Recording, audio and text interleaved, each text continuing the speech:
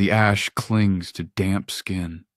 A broken potshard rests in your hand like a small, blunt moon. Nothing moves except the gray dust when your fingers drag through it.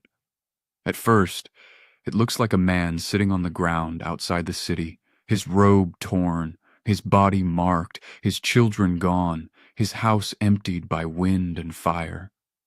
But beneath the heap of ash is a weight heavier than loss. The wound is not only in the flesh, it is in the silence that follows ruin. 3 friends come and stop when they see him. They do not rush forward. They tear their own robes, lower themselves into the dirt, and for 7 days no mouth opens. That silence carries 2 small mysteries. Why do the friends do their best work before they speak? And why does the ash remain when no answer comes? Because this is not just a story about a sufferer abandoned in grief. It is a story about what faith becomes when the lamp goes out and no hand relights it. The ground itself turns into a question. You know this place. A chair stays empty at the table. A folded garment keeps its shape on the shelf. The room holds its breath, and heaven does not explain itself. For 7 days, no argument is offered. No proverb is polished. No cause is named.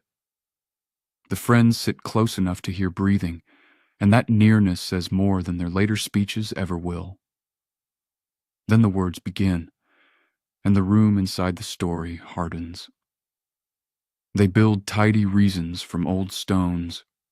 They try to sweep the ash into a lesson, as if sorrow must have a ledger. Job refuses the neat answer. He curses the day of his birth. He names the dark without trimming it. His mouth does not protect God with borrowed sentences, and that honesty is part of his worship. Here the pattern breaks. The holiest thing in the book is not a victory. It is a man who keeps speaking toward God when every pleasant word has died. Because this is not just a story about pain looking for a cause. It is a story about relation that survives confusion. Faith is not always a bright banner in clear wind. Sometimes it is a cracked voice rising from a heap of ash. And this changes the moment from an ancient disaster to a condition of the soul. The ash becomes every place where your prayers hit a shut door. The 7 days become every season when heaven gives no reason, only breath enough for the next hour. At last God answers, but not with the missing explanation. No list of causes is unrolled. No secret bargain is placed in Job's hand. A whirlwind gathers, and the voice asks about sea doors, storehouses of snow, mountain goats, stars. The answer is not an answer in the shape you wanted. It is presence vast enough to break the frame of the question. Job is not handed a key to suffering. He is met by the one who was there before the first morning laid light on stone. Now the 2 small mysteries return. The friends were truest when they sat in the dust, because grief sometimes needs company more than commentary. And the ash remained because divine silence was never empty air. It was the hard place where faith stopped feeding on explanation.